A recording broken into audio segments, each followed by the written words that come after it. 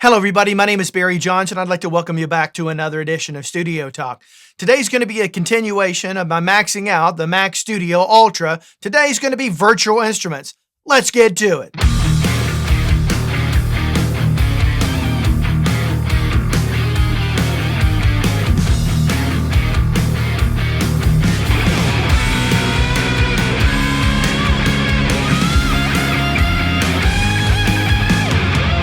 All right. So, like I talked about in the intro, I've got a brand new Mac Studio Ultra back there. It's a base model that sells for $4,000. Okay, I think it has 64 gigabyte of RAM, 1 terabyte hard drive, yada, yada, yada. Go look at the specs on your own. It's that base $39.99, $4,000, however you want to slice that. So that's sitting back there. So I've got a bunch of videos I've done on M1 processors. I've got a couple I've done on the Mac Studio, maxing out in both in a non-supported in Pro Tools, a non-supported or non-silicon native DAW in Pro Tools. Got that out there. I've also done performance evaluations. I also have an M1 Pro MacBook Pro. That is my main computer. And I've got performance videos on that as well as my M1 MacBook Air. Okay, so you can find all those on my channel if you're curious about that. And so now we've got the Mac Studio Ultra, which is the Mac daddy of them all. And today we're going to talk about how many versions of virtual instruments that you can do and still maintain a low buffer setting so you can go in and track, which is why I've got this here. I don't normally use that very much. I'm not very good at it. I don't tend to do a lot of virtual instruments in my workflow. But when I do, I come up and I putter away with very basic chord structure things because that's about all I can do because I'm self-taught, basically watching some other people, and I'm very unorthodox in it. So anyway, let's cruise on over to Logic and let's take a look and see what we've got. So let's go over here to our, didn't mean to bring that up. Yeah, that's where I wanted to be. I thought I was in the mix window for a second.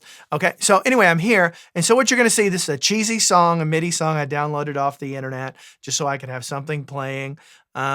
It's a cheesy Matchbox 20, cheesy version of a Matchbox 20 song. So ignore the cheesiness of this whole thing, please. I beg you right out of the gate. But anyway, in this particular session, we had 1, 2, 3, 4, 5, 6, 7, 8, 9 tracks that I downloaded, okay? And then so what I've done is I've just duplicated those quite a few times, and I'll talk about how many in a second. So let's go look and see what we have on these 9 tracks. We have on the first one, which is a sax, some horns. I've got Contact. On the next one up, we've got a piano. I added Waves grand piano to that. Over here, we've got some percussion with Logic's Ultra Beat, and then we finish everything out with Contact with a bass, going into some percussion here. We had some strings over there, and then going over here, we've got an organ, and then we've got some more strings, okay?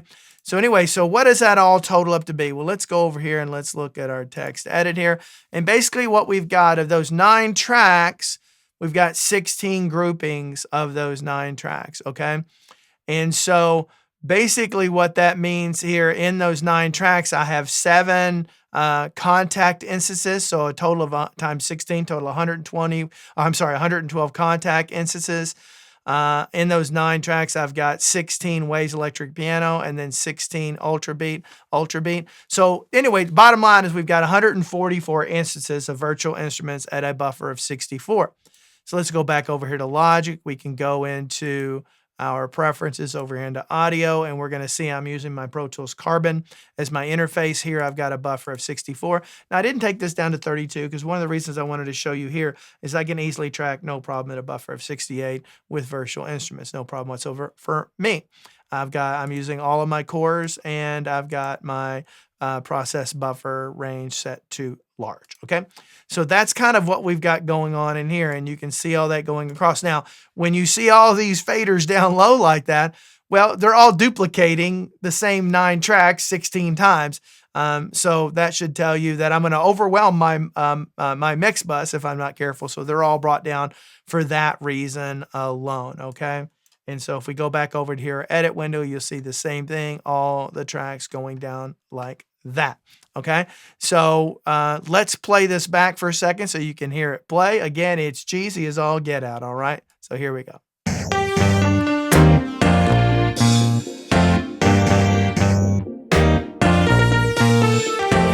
All right, so like I said, that's pretty cheesy, but they're all going. So understand that in this, all of these instruments, especially in this section right here, are all playing something at the same time. So we have, again, 144 virtual instruments all playing at the same time. So let's go in as if we're going to track right now. Oh, I didn't mean to do that. Let's take this and drag it over here, and let's go onto my, where's my piano at? Let's go piano here. I'm going to turn the volume up on this one as well as my stereo out over here so you can hear it because everything was turned down really low. But as you're going to see here in a second, I can track.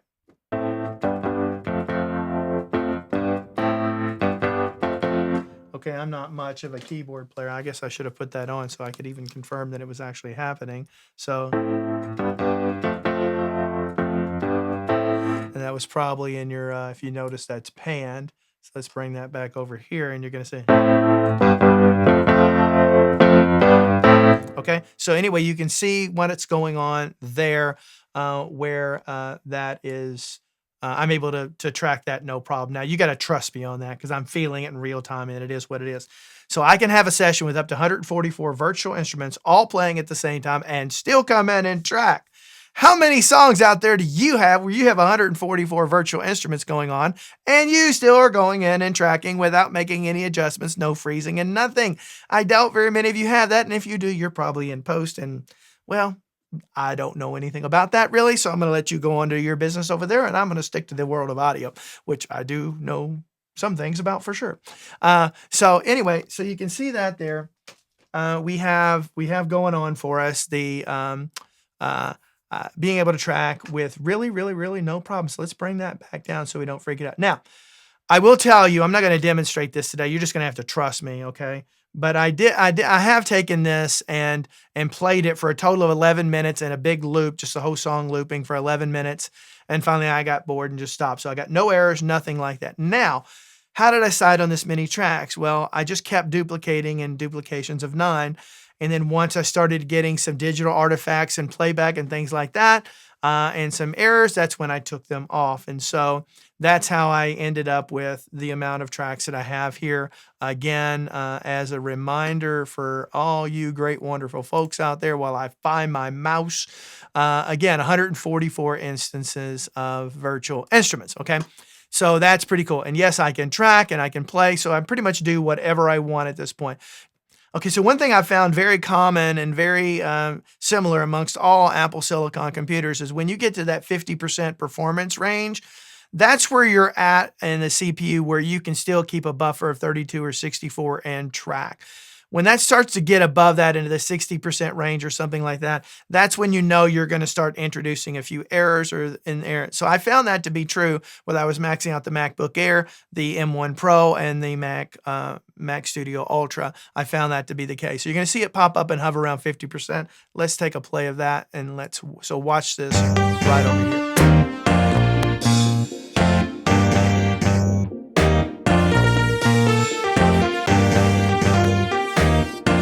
Okay, so now that, like I said, but keep in mind I can go in and record. Now, if I want to do max out sessions for mixing, I can do a boatload more of this, no problem whatsoever. But I'm testing this at its worst case. If you still need to be able to track, got everything going, what can you do? Okay, so I'm finding that to be the case. Now, here's something I'm finding very interesting. Because I expected my memory usage to be really blown out with these virtual instruments, and I'm going to tell you, it wasn't, okay? That's not happening. I think people are grossly misunderstanding how the way Apple manages memory today with these Apple Silicons is much different than what we're used to with traditional RAM. So you've heard a lot of people say, if you think you need 64, get 32. If you think you need 32, get 16. I'm going to tell you that is a safe bet across the board. It just, they don't tend to, in audio, it hardly uses any memory at all. You know, I've got sessions out there with 1,000 tracks, 2 or 3 plugins on every single track, keeping a 32 buffer, and it uses no memory. It's all CPU based. Now, keep in mind too, another thing to consider, it's single core that gets it done for the most part in M1 Mac computers. And the multi-core, you know, the M1 Ultra just destroys everything statistically from a Geekbench scores. But when you get into single bench score, it's only marginally poquito better than the M1 Pro. And we're seeing that there's not a ton of performance increase going from the Pro to the Ultra. Now there is some gains. So the fact that single core performance is all of it, no. My estimates is this is doing about 3 times what the M1 Pro can do, all right? And that's in general observations so far, but it should be doing 5 times based upon the way Apple advertises, you know, the processors from an M Pro to a Max is supposed to be double, and from a Max to an Ultra is supposed to be double, so that would make it 5 times the Pro. Okay, you can do the math on that and figure that out on your own. Now, I've got this app over here called iStatistica. Let me find my mouse because I've got another monitor. I'm actually a dual monitor setup, and I've got a monitor right here that I'm looking at. So one thing I'm going to go back, and so I'm not going to be talking while this is playing, so I want to draw attention to some things because if I need to leave this on top. Over here is the memory that's being utilized. Now you can see basically about half, a little over half of the memory, actually a little under half is actually utilized. The rest is kind of going in and out, but you could run this session 32 gigabyte of RAM. You couldn't push further beyond that, I don't think, but that you can get there. You're going to see the processor is heavily used. So my processor graph is right here and my memory graph is right here. So let's go back and take a look at that and you're going to see what I'm talking about.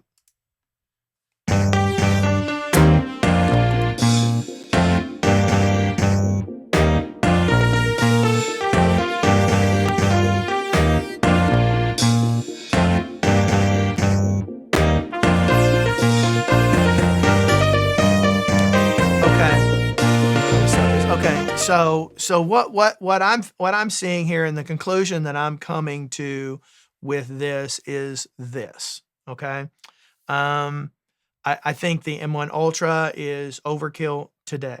I don't think if you're doing audio virtual instrument stuff, you're really gaining much, if anything, over the M1 Max. That's just my personal opinion. I would not waste the extra $2,000 going with the Ultra. Now, everything I've looked into and a lot of the videos I've watched, apparently Apple is intentionally throttling the M1 Ultra and the M1 Max to a degree. They're throttling them there, and it has to do somewhat, from what I gather, that when the next version of the OS system comes out beyond Monterey, that's when they're going to truly be able to maximize it. And truly, when they come out with the M2, that's when it's going to be more revolutionary. So patience may be king here. So which one would I go for between the M1 Pro or the M1 Max or the M1 Ultra? At the end of the day, I'm keeping my M1 Pro MacBook Pro. It does everything I need it to. I have not even remotely come close to even pushing it, even slightly pushing it, doing my typical audio workflow stuff. Video is where it shines like a freaking star. I love it, love it, love it. Would never go back. Okay. But I'm keeping that and I'm returning that Mac Studio. If I didn't have an Apple Silicon computer today and I wanted to go Apple Silicon, for me, let's set aside laptop versus desktop for a second, and let's just talk about processors. For me, I'm going with the M1 Max. Okay, I'm not going with the Ultra. I'm going with the Max. And the main reason I'm taking the Max over the Pro is because they are supposedly going to unleash some even more power later on. And I think that's a good long-term move. Okay. I think the Pro, again, is very, very, very well, but I think you invest a little bit more money, you go in that. So if I'm looking at the Mac Studio, I'm getting the M1 Max. I'm getting a minimum of 1 terabyte hard drive. Really, 2 is probably a good place to be, but if you're getting the desktop, you can run your operating system off a dedicated NVMe external enclosure. You could do that if you wanted to save some money that way, but I like having it all inside, okay? And I would get the 32 gigabyte of RAM. I wouldn't get any more, and if I needed to, I would go with 16, but I could shell out the extra money. I would do that, okay? The advantage to the MacBook Pro over the Mac Studio is that screen is unbelievable and their performance is basically identical. It's not like back in the day where you get a desktop and it'd be way more powerful than a laptop. Today, that's just not the case. And so you can have just as much computing power to take with you on the go. The reason I like a laptop today, I've never used one before, is because of this video channel or this YouTube channel for video work. I tend to do a lot of things on the go, and it's really beneficial for that. If I was just doing audio, I would not get the laptop. I would have gotten the Mac Studio Max, okay? Not the Ultra, all right? So I hope this helps you. I hope this has been beneficial for you, and you can make decisions on what's best for your studio. I can only share my personal experiences, and I have done quite a bit of analysis on the various Apple Silicon processors out there as they relate to audio, and I think the Pro and the Max is that sweet spot to find yourself in if you're doing heavy stuff, okay? So do me a favor, if you like the things I talk about on this channel, hit that like button, that subscribe button, and that notification bell. Helps me grow this channel. Really appreciate it. Also, I'd appreciate if you leave some comments down below. Tell me what you think. Tell me what your experiences has been. Have you bought one? Are you getting what you want out of it, or is it underperforming for you, a little underwhelming? Let me know. Tell me about your thoughts, what your plans are. Look, if you're an Apple hater, don't waste time. You probably shouldn't be watching this video. You know, this is not a Mac versus PC thing. It's not that. You know, some of us just love the operating system, the ecosystem. Okay, that's me. All right, I don't have nothing against Windows. You can do great work in Windows. All right. So anyway, do me a favor. Like, subscribe, notify, all that crap I said below. Hey, I got merchandise if you want that. There's a link down below if you'd like to buy yourself a mug, a t-shirt, or something else like that. Feel free to go do it. If you don't, I don't really care either way. I don't make any money off of it. I only price just to get it out there so you guys can have it. I think I make $1 off of a shirt. That's about it. Okay. So anyway, all right. So until next time, hope every one of you have a great day. Bye-bye.